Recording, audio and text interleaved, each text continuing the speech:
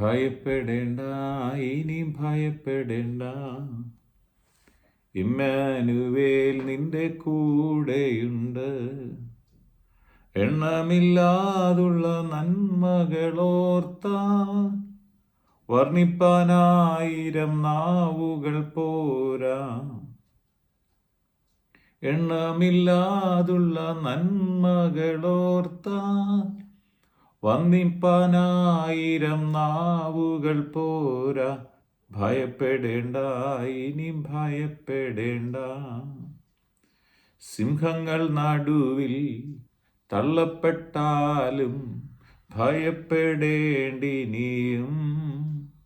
തീച്ചുള നിന്നെ മൂടിയെന്നാലും ഭയപ്പെടേണ്ടിനിയും.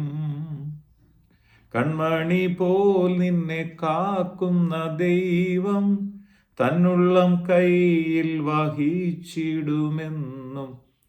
ഭയപ്പെടേണ്ട, ഇനി ഭയപ്പെടേണ്ട. ഇമ്മാനുവേൽ നിന്റെ കൂടെയുണ്ട്. കൂട്ടിനായാരും കൂടില്ലെന്നാലും ഭയപ്പെടേണ്ടിനിയും. കൂടെ സഹിപ്പാനാരുമില്ലെന്നാലും ഭയപ്പെടേണ്ടിനിയും. തന്നുള്ളം കയ്യിൽ വരച്ചവൻ നിന്റെ കൂടെ നടക്കും, കൂടെ വസിക്കും. ഭയപ്പെടേണ്ട, ഇനി ഭയപ്പെടേണ്ട. ഇമ്മാനുവേൽ നിന്റെ കൂടെയുണ്ട്. വീണ്ടും വരുന്ന യേശു ക്രിസ്തുവിൻ നാമത്തിലുള്ള സ്നേഹവന്ദനങ്ങളെ എല്ലാ പ്രിയപ്പെട്ടവരെ ഈ സമയത്ത് അറിയിക്കുന്നു. ഭയപ്പെടരുത്, ഒരു നാളും ഭയപ്പെടരുത്. കർത്താവായ യേശുവിൽ വിശ്വസിക്കുന്നവർ ഭയപ്പെടേണ്ട കാര്യമില്ല.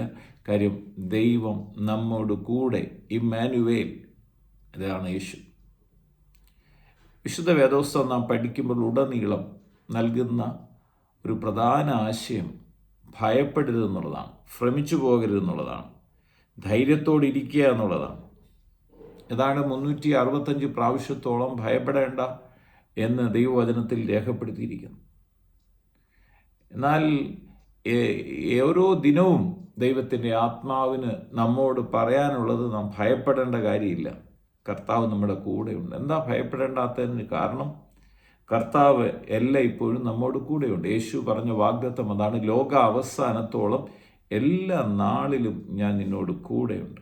ആവർത്തന പുസ്തകം 31-ാം അധ്യായം വായിക്കുമ്പോൾ അതിന് 6-ാമത്തെ വചനം ഇങ്ങനെ പറയാണ്, ബലവും ധൈര്യവും ഉള്ളവരായിരിക്കും.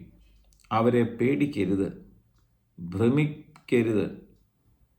നിന്റെ ദൈവമായ യഹോവ തന്നെ നിന്നോട് കൂടെ പോരുന്നു. പേടിക്കുകയും ഭ്രമിക്കുകയും ചെയ്യേണ്ട എന്ന് പറയാൻ കാര്യം എന്താ? ദൈവം നമ്മുടെ കൂടെ പോരുകയാണ്.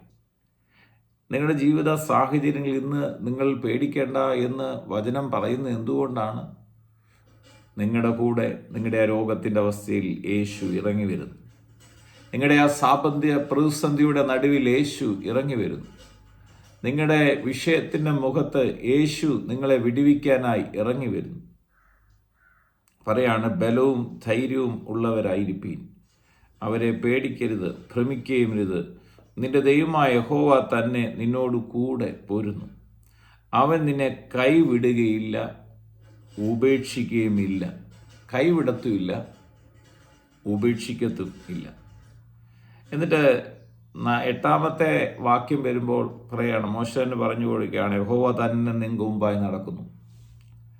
അവൻ നിന്നോട് കൂടെയിരിക്കും, നിന്നെ കൈവിടുകയില്ല, ഉപേക്ഷിക്കുകയുമില്ല. നീ പേടിക്കരുത്, ഭ്രമിക്കരുത്.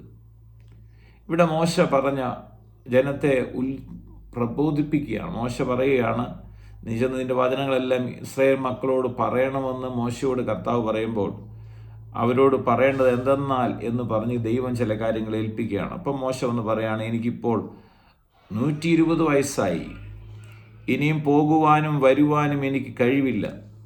യഹോവ എന്നോട് ഈ യോർദാൻ കടക്കുകയില്ല എന്ന് കൽപ്പിച്ചിട്ടുണ്ട്. ഈ യോർദാൻ കടക്കാൻ എനിക്ക് കഴിയില്ലെന്ന് ദൈവം പറഞ്ഞിട്ടുമുണ്ട്. നിന്റെ ദൈവമായ യഹോവ തനിക്ക് മുൻപായി കടന്നു പോകും. പക്ഷെ ആരാണ് മുൻപായി കടന്നു പോകുന്നത്? എന്നെ കേൾക്കുന്ന പ്രിയപ്പെട്ടവരെ, നിങ്ങളുടെ പിതാക്കന്മാർ, നിങ്ങളെ വഴികാട്ടിയവരൊക്കെ ഈ ലോകം വിട്ട് മാറിപ്പോയി. ആരാണ് നമ്മളെ വഴികാട്ടുന്നത്? നമ്മോട് കൂടെ മുമ്പേ ഒരുവൻ കടന്നു പോകുന്നു. ലോക അവസാനത്തോളം എല്ലാ നാളും കൂടെ ഇരിക്കാമെന്ന് പറഞ്ഞ ഒരുവൻ കടന്നു പോകുന്നു.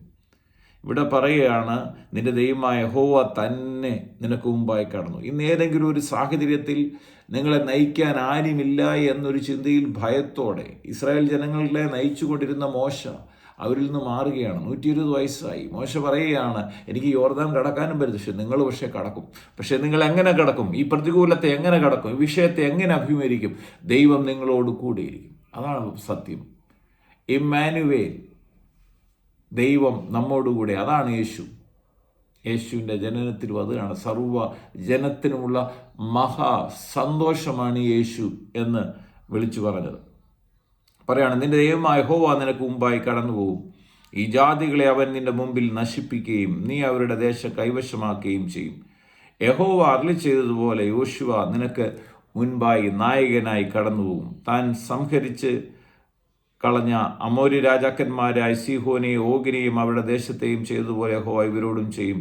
യഹോവ അവരെ നിങ്ങളുടെ കയ്യിൽ ഏൽപ്പിക്കും. ഞാൻ നിങ്ങളോട് ആജ്ഞാപിച്ചിട്ടുള്ള കൽപ്പനകളൊക്കെയും നിങ്ങൾ അവരോട് ചെയ്യണം. എന്നിട്ട് പറയാണ്, അത് കഴിഞ്ഞ് ദൈവം മക്കൾക്ക് നൽകുന്ന ഉറപ്പാണ്, ബലവും ധൈര്യവും ഉള്ളവർ ആയിരിക്കും. ഇനി ഈ വചനമാണ് നാം ഏറ്റെടുക്കേണ്ടത്. കർത്താവിന് പറയാനുള്ളത്, ഇന്ന് നിങ്ങൾ ക്ഷീണിച്ചിരിക്കുന്നെങ്കിൽ ബലവും ധൈര്യവും ഉള്ളവർ ആയിരിക്കും. എന്നിട്ട് പറയാം, അവരെ പേടിക്കരുത്. നിങ്ങളുടെ മുമ്പിൽ ഇന്ന് കാണുന്ന വിഷയങ്ങളെ പേടിക്കരുത്. ആ രോഗത്തെ ഭയന്ന് നിൽക്കരുത്. എന്ത് ചെയ്യണം? ധൈര്യത്തോടെ, യേശു എൻ്റെ കർത്താവാകിയ ഈ വിഷയത്തിന്മേൽ എനിക്ക് വിടുതൽ ഉണ്ട്, ഞാൻ ഒന്നിനെയും ഭയക്കുന്നില്ല എന്ന് ധൈര്യത്തോടെ ദൈവമക്കൾ സംസാരിക്കണം. ഇവിടെ പറയാണ്, നിങ്ങൾ ബലവും ധൈര്യവുമുള്ളവരായിരിക്കും. അവരെ പേടിക്കരുത്, ഭ്രമിക്കരുത്. നിന്റെ ദൈവമായ യഹോവ തന്നെ നിന്നോട് കൂടെ പോരുന്നു. എന്തുകൊണ്ടാണ് നാം ധൈര്യപ്പെടേണ്ടത്? കർത്താവ് നമ്മുടെ കൂടെ പോകുന്നു. എന്നിട്ട് പറയാണ്, അവൻ നിന്നെ കൈവിടുകയില്ല, ഉപേക്ഷിക്കുകയില്ല. ഒരു നാളും കൈവിടാത്ത നല്ലൊരു അരുമനാഥൻ നമുക്കുള്ളതുകൊണ്ട് സ്തോത്രം ചെയ്യാൻ പ്രാർത്ഥിക്കാം. പിതാവേ, പ്രാർത്ഥിക്കുന്നു യേശു ക്രിസ്തുവിൻ്റെ നാമത്തിൽ. നീ വചനം കേൾക്കുന്ന ഓരോ പ്രിയപ്പെട്ടവരുടെ മേലും ഒരു ബലവും ധൈര്യവും വരട്ടെ. ഭയം മാറിപ്പോകട്ടെ, പേടി മാറിപ്പോകട്ടെ. കർത്താവ് കൂടെ ഉണ്ടെന്നുള്ള വലിയൊരു ഉറപ്പ് ലഭിക്കട്ടെ. കർത്താവ് കൈവിടുകയില്ല, ഉപേക്ഷിക്കുകയുമില്ല എന്നുള്ള വചനം ഏറ്റെടുക്കാൻ ഞങ്ങൾക്ക് എല്ലാവർക്കും ഇടയാക്കണേ എന്ന് പ്രാർത്ഥിക്കുന്നു.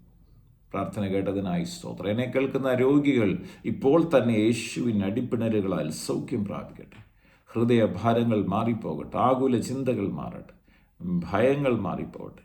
കർത്താവായ യേശു ക്രിസ്തുവിൻ്റെ മഹത്വം ഓരോ വ്യക്തി ജീവിതങ്ങളിലും വ്യാപരിക്കട്ടെ. പ്രാർത്ഥിച്ച് അനുഗ്രഹിക്കുന്നു.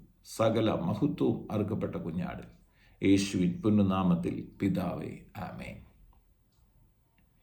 സിംഹങ്ങൾ നടുവിൽ തള്ളപ്പെട്ടാലും ഭയപ്പെടേണ്ടി നീയും, തീച്ചുള നിന്നെ മൂടിയെന്നാലും ഭയപ്പെടേണ്ടി നീയും, കൺമണി പോൽ നിന്നെ കാക്കുന്ന ദൈവം തന്നുള്ളം കയ്യിൽ വഹിച്ചിടുമെന്നും ഭയപ്പെടേണ്ട, ഇനി ഭയപ്പെടേണ്ട. ഇമ്മാനുവേൽ നിന്റെ കൂടെയുണ്ട്. ഭയപ്പെടേണ്ട, ഇനി ഭയപ്പെടേണ്ട. ഇമ്മാനുവേൽ നിന്റെ കൂടെയുണ്ട്.